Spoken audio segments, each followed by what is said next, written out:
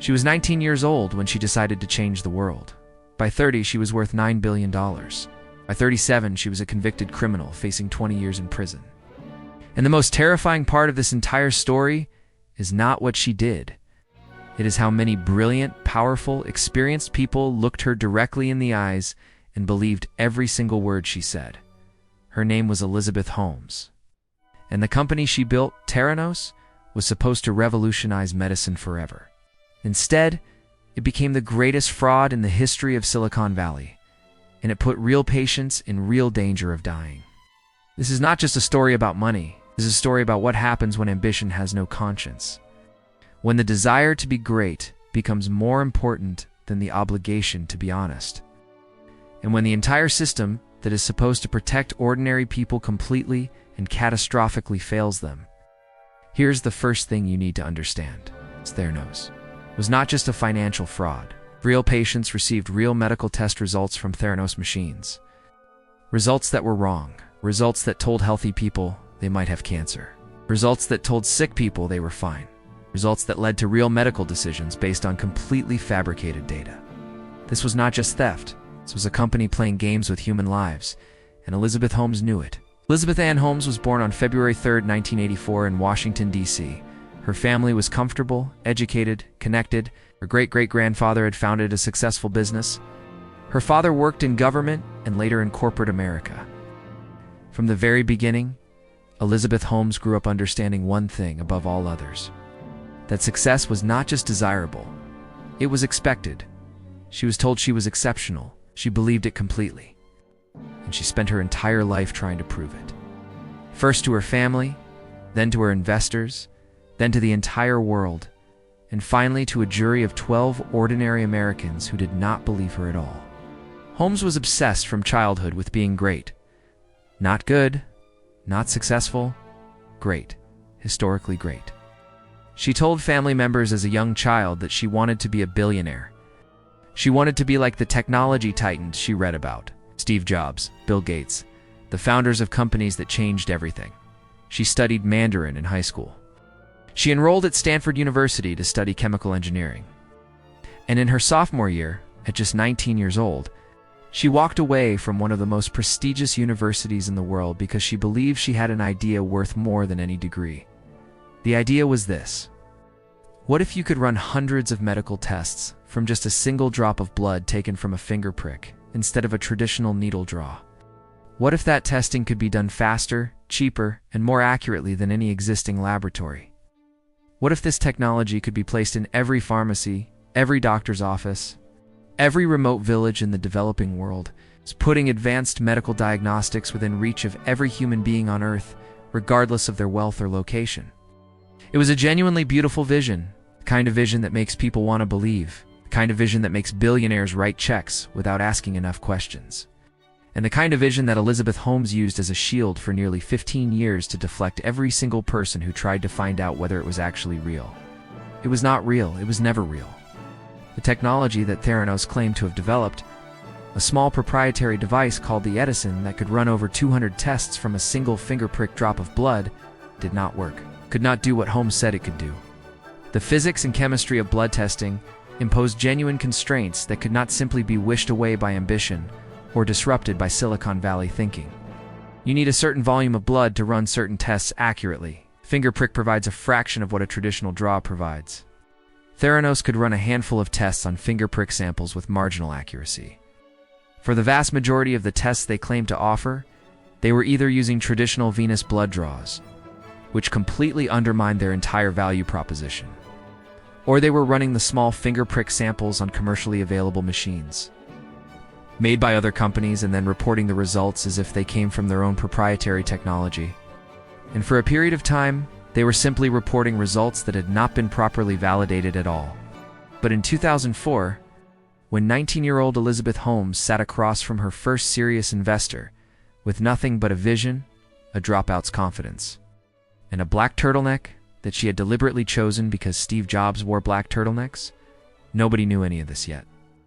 And the investors who met her were captivated. She had the voice. She had deliberately trained herself to speak in a deep, authoritative baritone that commanded rooms and projected certainty. She had the eyes wide and unblinking that made you feel she was seeing something you could not yet see. She had the story. The young visionary who gave up everything to change medicine forever. And she had one more thing that proved to be perhaps her most powerful asset of all. She had the audacity to never, under any circumstances, admit doubt. By 2010, Theranos had raised hundreds of millions of dollars from some of the most sophisticated investors in the world. By 2014, the company was valued at $9 billion, making Holmes the youngest female self-made billionaire in American history. She appeared on the covers of Fortune, Forbes, and Time magazine. She gave TED Talks. She was invited to join the boards of prestigious institutions. She met presidents. She had dinner with prime ministers. The entire establishment of American power opened its arms to her, and she walked in smiling, steady, and completely unafraid. Her board of directors read like a who's who of American power. George Shultz, former Secretary of State; James Mattis, former general who would later become Secretary of Defense; Henry Kissinger, former National Security Advisor and Nobel Peace Prize winner; William Perry, former Secretary of Defense. These were not naive people. These were among the most experienced, most scrutinizing, most hardened evaluators of information and human character in American public life. And every single one of them was completely fooled. Here is the thing that makes the Theranos story so deeply disturbing. Holmes did not just fool naive or greedy people. She fooled experts. And she fooled them using a very specific and very deliberate strategy. She kept the technology secret. She told everyone that the proprietary nature of the Edison device meant she could not share technical details with outside validators.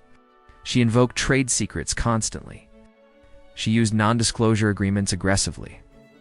Any investor, journalist, or potential partner who asked too many technical questions was either cut off completely or buried under legal threats. The result was that for nearly a decade, no independent scientist with the appropriate expertise ever got close enough to the actual technology to evaluate whether it worked. Holmes had built a fortress of secrecy around an empty room and told the world the room contained a revolution. Inside Theranos, employees who raised concerns were fired or threatened with lawsuits. The culture Holmes and her romantic partner and company president Ramesh Balwani created was one of total loyalty and absolute silence. Engineers who identified problems with the Edison machine were told to fix the problems quietly and tell no one. Laboratory scientists who were uncomfortable with the accuracy of test results were overruled by people with no scientific background. One employee who tried to report his concerns internally was walked out of the building within days. Another was sued for tens of millions of dollars after leaving the company and speaking to a journalist. The message was consistent and unmistakable. You do not question Elizabeth Holmes. You do not question Theranos. And you absolutely do not talk to anyone on the outside. The person who finally broke through that wall was a journalist named John Carrewa, an investigative reporter at the Wall Street Journal. Carrewa began receiving tips about Theranos in 2015 from former employees who were willing to talk despite their fear of legal retaliation. What he found when he began pulling the threads was staggering. The Edison machine could not perform most of the tests, Theranos claimed. The company was running the majority of its tests on commercial machines from Siemens and other manufacturers. The finger prick samples were often being diluted and run through these commercial machines, introducing inaccuracies that the machines were not designed to handle. And patients at Walgreens pharmacy locations where Theranos had launched its consumer testing service were receiving results that were dangerously unreliable. Carrero's first story ran in the Wall Street Journal in October 2015. Holmes went on television the same day and called the story categorically false and the claims made by the sources lies. She was calm. She was composed. She was completely convincing to anyone who did not already know the truth. But the story had been published. And now the regulators who had somehow never looked closely enough at Theranos were forced to look. The Centers for Medicare and Medicaid Services sent inspectors to Theranos' laboratory in Newark, California. What they found was so serious that in 2016 they revoked Theranos' laboratory certification, banned Elizabeth Holmes from operating any laboratory for 2 years, and proposed financial penalties. The SEC launched a fraud investigation. The Department of Justice opened a criminal investigation, and one by one, the board members who had given Theranos its legitimacy began quietly resigning. The human cost was not abstract. A man named Alan Beam, who had been the laboratory director at Theranos and had cooperated with investigators, described in detail how the company had reported test results to patients that he had serious doubts about. Patients with serious illnesses had made treatment decisions based on Theranos results. Doctors had prescribed or withheld medications based on numbers that may have been completely inaccurate. The full scope of the medical harm caused by Theranos test results has never been fully quantified.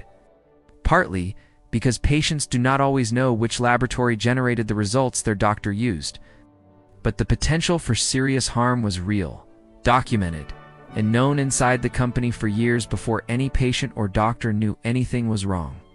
In June 2018, Elizabeth Holmes and Ramesh Balwani were indicted on federal charges of wire fraud and conspiracy to commit wire fraud. Holmes was charged with defrauding both investors and patients. Her trial began in August 2021. It lasted nearly 4 months.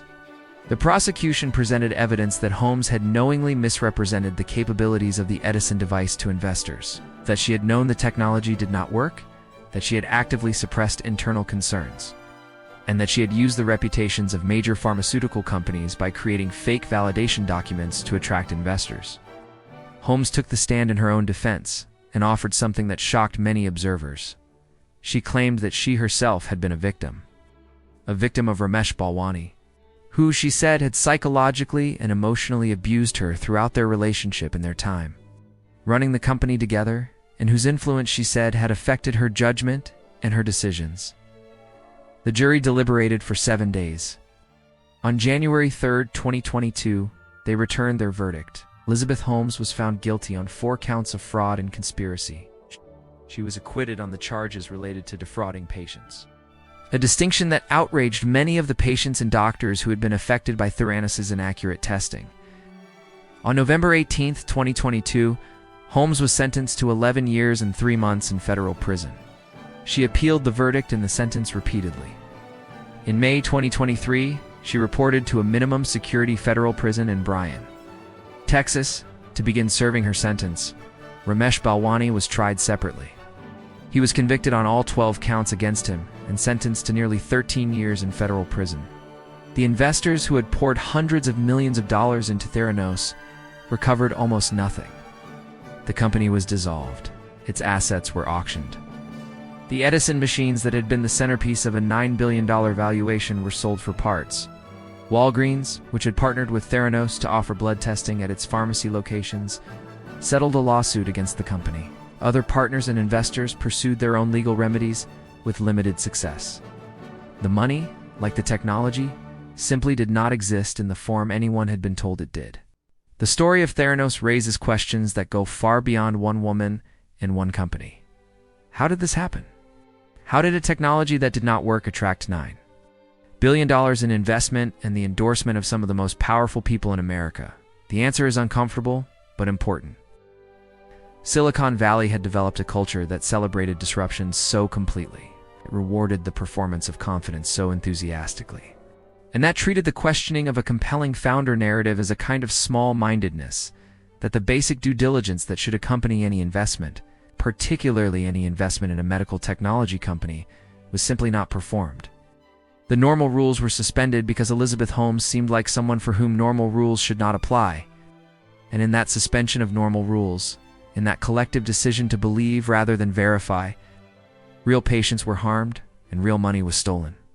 Harry Truman once said that the buck stops here. Elizabeth Holmes spent 15 years making sure the buck stopped everywhere except with her. Every problem was a temporary obstacle. Every concern was a betrayal of the vision. Every critic was someone who simply lacked the imagination to understand what she was building.